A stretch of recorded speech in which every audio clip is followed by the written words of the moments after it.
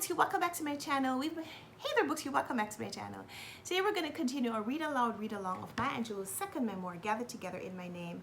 We've been reading together her previous memoir, and the previous videos in this series have been linked in the playlist down in the description box down below.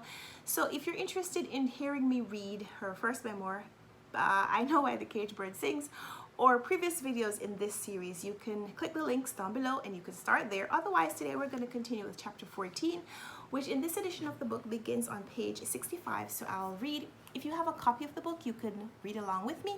Otherwise, you could just listen to me read chapter 14. Good evening, driver. Yeah. Are there enough houses of ill repute to service the naval personnel?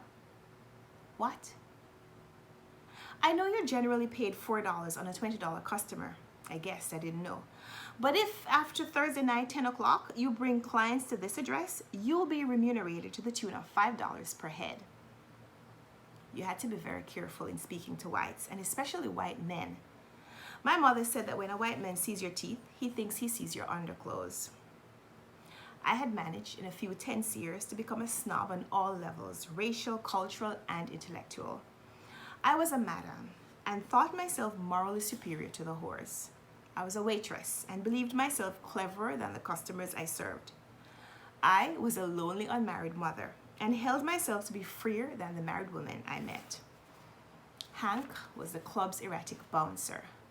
Erratic because sometimes he didn't show up, and other times when his habits hit him, he bounced people onto the sidewalk who had done no more than offend his sensibilities.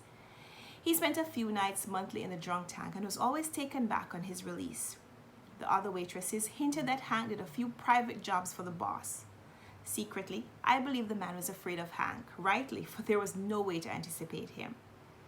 He might see in a stranger qualities of great worth, or he might develop an active hate for a person's color. He had kind of adopted me on my arrival, and at the earliest opportunity, I approached him. Hank, I want to know if you'd look after some business for me. In another century, that face would have so frightened the slave owner that he would have been compelled to lash the broad back and shackle the wide hands. Yeah, little sister, what's the matter? You know the two Les bulldaggers who come in here? They ain't messing with you, is they? Oh no, the reverse. They've asked me to back them in a business. Whorehouse, to be exact. Wednesday to Saturday. And you're the only person I can trust to watch out for my end. I figure to pay you 1/3 of my take. His mouth hung open. You're gonna be turning tricks? Not me. I'm gonna keep on working, but they will. Could you manage the place for me?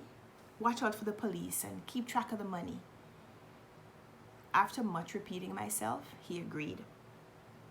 I created an elaborate system of chits, which would be given to the women and the cab drivers.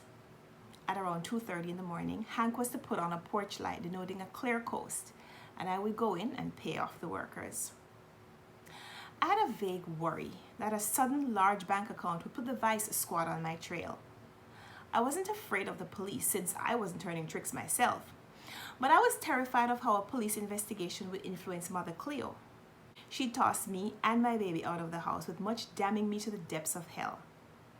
There were other places to live, of course, and with the money piling up in secret places, I could afford anyone to tend my child. But the fact was that I cared for the Jenkinses, and what they thought of me was important. Their home and their ways reminded me of the grandmother who raised me and whom I idolized. I wouldn't have them offended. When my illicit business reached its peak, I joined their church and stood in the choir singing the old songs with great feeling. One afternoon, Mother Cleo remarked, "I know something," and smiled a leer. Panic set in. What? You doing something? She sang the accusation like school children promising to tell. What? I'm not doing anything. The ready lie at my tongue. You got yourself a fella.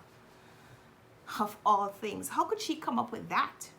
However wrong she was, I perceived she wasn't angry, and it would be safer to lie again. I asked, "How did you know?" Pleased now that she had caught me. "'Cause you're coming in later than you used to. Me, I'm a light sleeper. Mr. Henry can sleep till the cows come home, but taking care of children makes me a light sleeper. I hear every footfall. You used to be in around 2:25, 2:30. Now you get in, sometimes it's 3:30. Am I right? Yes. Well, is he a nice boy? Work where you work, don't he? How you know so much, Mother Cleo? Because anybody else couldn't stay up every night till you get off. If you want to, he can come around here to see you. I started. Not at night, but in the daytime. I don't mind. That was more like it. With so many unexpected things happening, I would be very unhappy to see Mother Cleo's morals slip. For 2.5 months, I operated at the points of a stylistic triangle: braggadocio in front of the women and modest servitude at the club, and kept wondering what to do with all the cash. I bought a car, which was a model of Detroit genius. A pale green Chrysler 39 vintage convertible. It sported wooden doors and highly polished wooden dashboards. Knobs and buttons were yellow material like the handles of old-fashioned flatware. I fashioned a sling made out of belts and secured my son, who had begun to walk. We drove around the monotonous streets of San Diego in my beautiful chariot. I had paid cash for it from a dresser drawer of money. Mother Cleo asked cheerily, "And where in the world?" I had my answer molded. My boyfriend gave it to me. What'd he do, steal it? Oh no, he paid cash. How come he don't come around? He's going to. I invited him. In fact, I had thought of palming Hank off as a hardworking boyfriend, but decided he'd never be able to carry it off. Listen here, he ain't a married man, is he? She began to draw away from me as if I might be a carrier of a loathsome disease. No, ma'am, he's not even divorced. I mean, he's never been married. She calmed down gradually, then her face hardened. He ain't a white man, is he? I don't allow white men. I had to laugh. Of all the tricks who came and went in my establishment, I hadn't even seen one. No, Mother Cleo, he's not even light-skinned. Reluctantly, she smiled.